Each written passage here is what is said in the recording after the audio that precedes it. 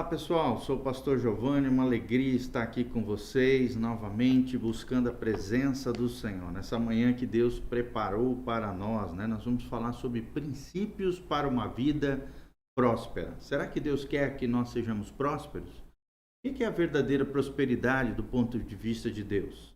Como é que eu posso aplicar os princípios bíblicos na minha vida para que eu seja próspero financeiramente falando e ter uma alma, um coração totalmente realizado em Deus na área financeira? Então, a nossa meta é estabelecer o conceito bíblico aqui de prosperidade bíblica e detalhar para você quais são os princípios que tornarão uma realidade na vida do verdadeiro cristão. Glória a Deus. Então, vamos juntos nessa jornada?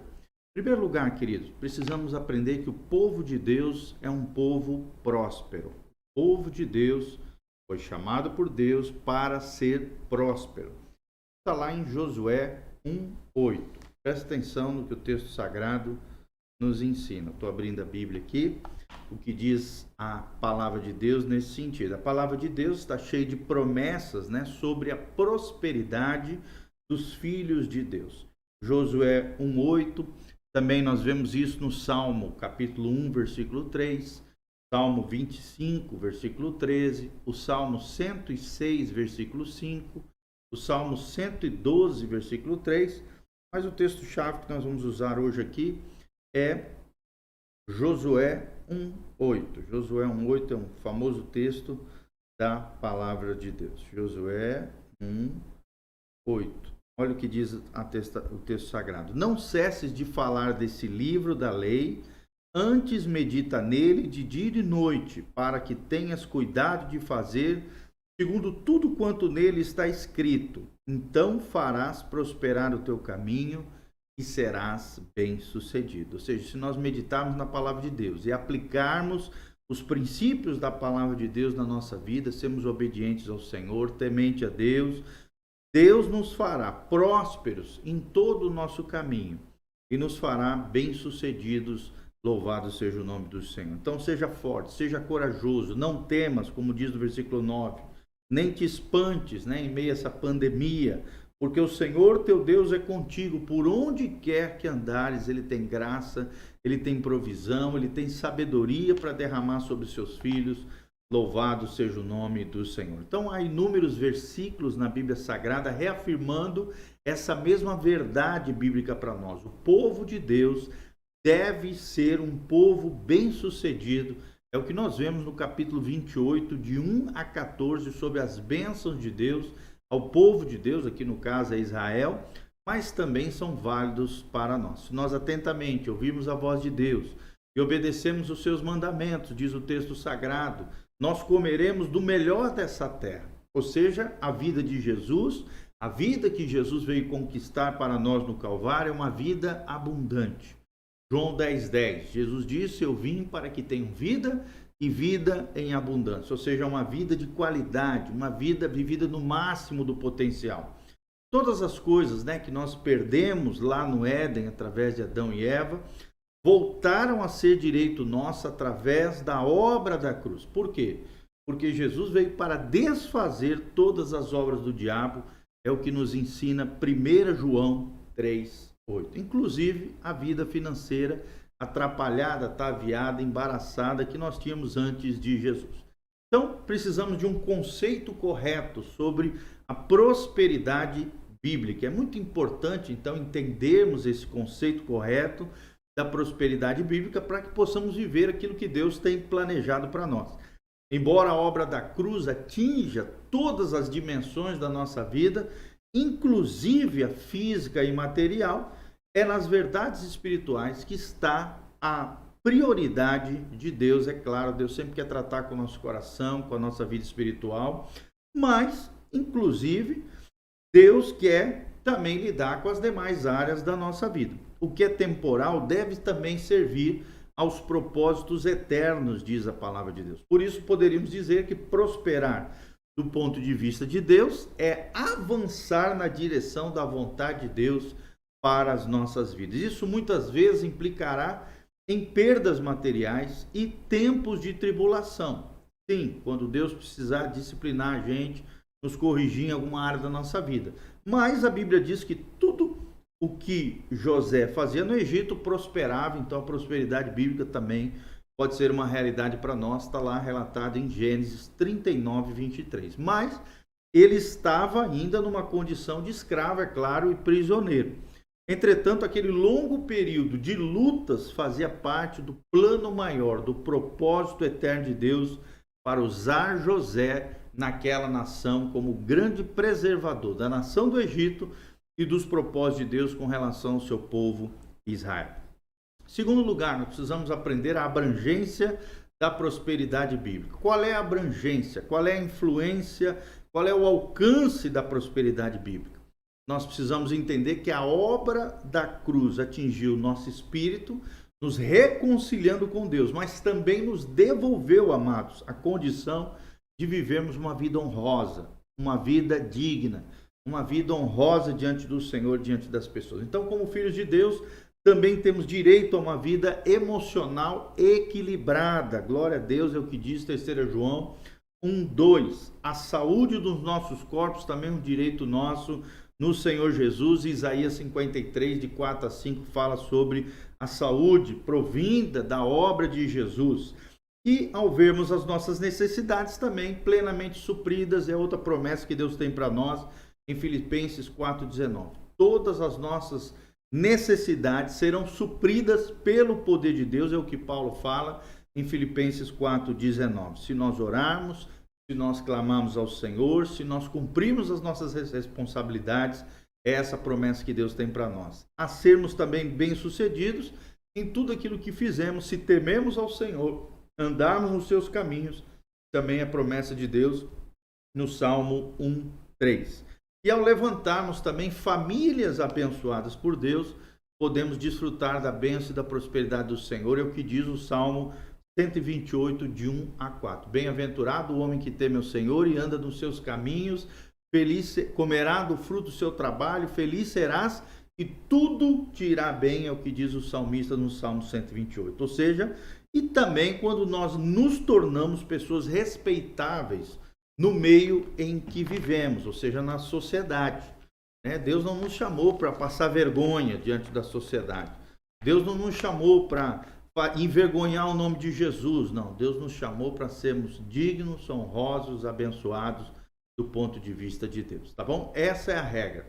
Um homem de Deus deve, e uma mulher de Deus deve gozar de alegria, de paz interior, de saúde, de suprimento financeiro, de harmonia dentro da sua casa, harmonia familiar, de sucesso profissional, de progresso ministerial e relacionamento crescente e pujante com o Senhor. Creia nisso, querido, é palavra de Deus para nós. Se às vezes passamos, é claro, por períodos em que alguma dessas verdades não está presente na nossa vida, esta é a exceção e precisa ser compreendida como tal, à luz do texto sagrado, à luz dos mandamentos do Senhor. Terceiro lugar, precisamos compreender as lutas e provações. Precisamos compreender as lutas e provações, é o terceiro princípio que nós aprendemos hoje. Ou seja, apesar de todas as promessas bíblicas de abundância, de prosperidade sobre as nossas vidas, é claro que o Senhor nunca disse que estaríamos livres de dificuldades. Agora mesmo nós estamos vivenciando um tempo de pandemia, crise econômica, dificuldades. Muito pelo contrário, Jesus nos preveniu de que teríamos sim aflições. Jesus diz isso em João 16:33. No mundo tereis aflições, porém tende bom ânimo. Eu, diz Jesus, venci o mundo. Ou seja, essas lutas têm diversas origens e propósitos com relação à nossa vida. Muitas vezes somos atacados por Satanás em alguma área e precisamos resistir para fazê-lo fugir da nossa vida. É o que nos ensina Tiago 4, versículo 7. Ele vem para tentar nos derrotar, mas temos em Deus armas suficientes e na força do Senhor vamos rechaçá-los e triunfar sobre eles em nome de Jesus. Outras vezes estamos sendo provados pelo próprio Deus. A provação é uma ação divina de testar e mostrar para nós o nosso coração. Ou seja, ele permite ou promove dificuldades em nossas vidas para moldar, para nos moldar o nosso caráter, moldar e fazer frutificar, fazer crescer a nossa fé. O próprio homem Jesus, diz o texto sagrado em Hebreus 5:8, aprendeu a obediência pelas coisas que sofreu. E se até Jesus passou por isso, imagina eu e você, se não temos que aprender a obediência pelas coisas que padecemos ou sofremos. Hebreus 5:8. Lembrando sempre que Jesus é o nosso alvo, é o nosso modelo, é a nossa referência do que devemos ser como filhos de Deus. Ainda também há o caso de estarmos sendo, às vezes, disciplinados por Deus, como o pai que ama os seus filhos, às vezes tem que nos disciplinar e às vezes Deus nos disciplina através da área financeira, é o que nos ensina o texto sagrado, Hebreus 12, 6-7, que sois filhos, não são mais bastardos, também seremos disciplinados por Deus quando estivermos fora do prumo de Deus, ou desalinhados com o céu, ou errando em alguma coisa e Deus precisar nos colocar de volta no seu aprisco, no seu prumo, no seu direcionamento no caminho de vida eterna. Muitas das lutas que enfrentamos são resultados dos nossos próprios erros também. Sementes ruins que plantamos ou brechas que deixamos expostas na nossa vida. Entretanto, presta atenção, vencidos os desafios, devemos avançar para a vida plena que o Senhor nos prometeu em todas as dimensões da nossa vida, seja a vida profissional, familiar, afetiva, ministerial, em todas as dimensões, vida física, vida na alma, vida no espírito, todas essas dimensões podem experimentar a vida abundante que Jesus tem para nós. E o quarto princípio que nós vamos falar hoje é distinguindo prosperidade de riqueza. Prosperidade é uma coisa, riqueza é outra. Ou seja, há uma tendência de destacarmos sempre o aspecto financeiro quando a palavra prosperidade bate no nosso coração e na nossa mente, sobre outros aspectos. Ou seja, muitos pregam que o propósito de Deus é que todos os crentes sejam ricos. Isso está em rota de colisão com o ensinamento bíblico geral. Há muitas passagens recomendando também que os cristãos tenham uma vida simples, uma vida modesta. Como, por exemplo, 1 Timóteo 2:9, 1 Timóteo 6:8 e 2 Coríntios 8:15 mencionam sobre essa vida simples, essa vida modesta. Ou seja, a simplicidade do Evangelho. E que denunciam a busca da riqueza como algo condenável ou perigoso, como, por exemplo, Mateus capítulo 6, 19-21 e 1 Timóteo 6:9. Nós vamos ler aqui 1 Timóteo 6:9. Acho que é importante nós lermos aqui para você. 1 Timóteo 6:9 diz: ora, os que querem ficar ricos caem em tentação e cilada, e em muitas concupiscências. Concupiscências são desejos desenfreados, insensatos e perniciosos. Pernicioso significa que pode nos corromper, nos derrubar, nos destruir, as quais afogam os homens na ruína e perdição. Porque o amor do dinheiro é a raiz de todos os males, e alguns nessa cobiça se desviaram da fé e a si mesmos se atormentaram com muitas dores. Eu mesmo, como pastor, já vi dezenas de pessoas abandonarem a fé, abandonarem a Jesus, a apostasia por causa do amor ao dinheiro. Então é um cuidado que a Bíblia nos coloca aqui. A denúncia da busca pela riqueza como algo condenável e perigoso é o que ensina o texto sagrado, um cuidado que nós temos que ter. O que a Bíblia diz é que Deus quer suprir todas as nossas necessidades, e isso, é claro, abrange a alimentação, a moradia, a educação, o vestuário, o lazer, o transporte, enfim, todas as coisas que nós precisamos para viver de forma digna, honrosa. Na verdade, poderíamos dizer que nem todo homem próspero é rico. E é uma verdade. Tem muita gente rica que não é próspera, coisa nenhuma. E nem todo homem rico é próspero, é o que nós vemos à luz da palavra de Deus. E como vimos aqui, a prosperidade está vinculada ao alvo particular que Deus tem para a vida de cada filho seu. Para alguns, ela implicará em riquezas e para outros não, mas sempre apontará para uma vida suprida e feliz. Suprida e feliz. Glória a Deus. E nós queremos terminar hoje esse primeira parte do nosso estudo sobre prosperidade, princípios para uma vida próspera. Nós terminamos aqui a primeira parte. Eu quero terminar lendo então o Salmo 128, para que você se aproprie dessa bênção do Senhor. Olha o que diz o Salmo 128, vamos terminar com ele. Bem-aventurado aquele que teme ao Senhor e anda nos seus caminhos. Do trabalho das tuas mãos comerás, feliz serás e tudo te irá bem. Eu quero profetizar, liberar essa palavra de bênção sobre a sua vida, que você vai ser feliz, que tudo te irá bem, se você temer ao Senhor e andar nos caminhos do Senhor. Terceiro lugar, tua esposa no interior da tua casa será como uma videira frutífera, teus filhos como rebentos de oliveira à roda da tua mesa. Eis como será abençoado o homem que teme ao Senhor. E também quero ler o Salmo de número 1, versículo 2 e 3. Olha o que diz. Bem-aventurado o homem, vamos desde o 1, Salmo 1, de 1 a 3. Bem-aventurado o homem que não anda no conselho dos ímpios, não se detém no caminho dos pecadores, nem se assenta na roda dos escarnecedores. Antes o seu prazer está na lei do Senhor, e na sua lei medita de dia e de noite.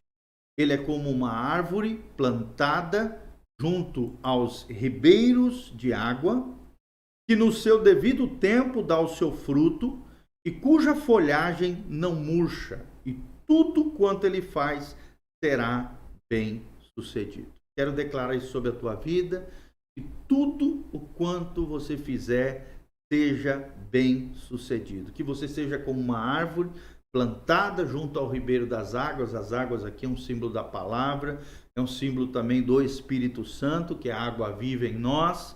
Nós daremos fruto no seu devido tempo, as nossas folhas, ou seja, a nossa beleza interior, e também os nossos recursos, aquilo que cabe a nós, o nosso testemunho cristão.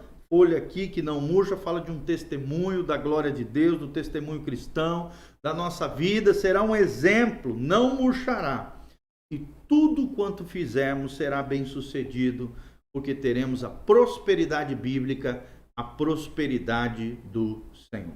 Quero terminar dando a oportunidade para você. Se você também quiser ser um cooperador fiel conosco, o nosso ministério, através da internet, através da igreja local, seminários de final de semana, discipulado, cuidado de vidas, evangelismo, tantas e tantas coisas que nós fazemos para a glória de Deus, você pode se tornar um cooperador conosco. É uma oportunidade de você ofertar, dizimar aquilo que Deus colocar no seu coração, sem constrangimento, com alegria. Deus ama aquele que dá com alegria. Aqui está então nossas contas bancárias, também tem a nossa chave Pix, se você achar melhor, é muito mais prático hoje.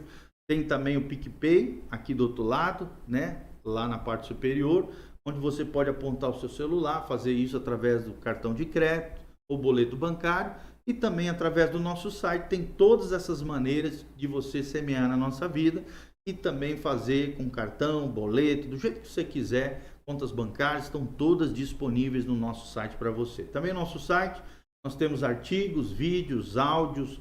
Nós temos uma plataforma com mais de 1.300 vídeos disponíveis para você, muitos áudios, mais de 70, 80 áudios disponíveis no Spotify, no Google Podcast, no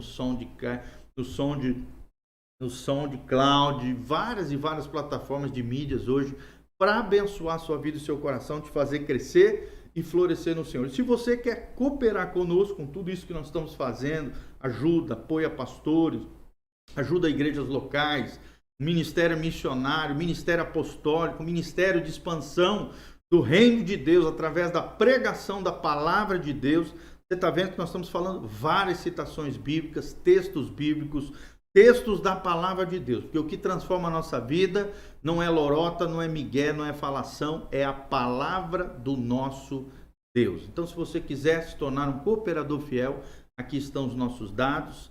Você fique à vontade com relação a isso, e nós vamos encerrar esse momento orando por bênção e prosperidade para você, para que tudo aquilo que você fizer, você seja bem sucedido.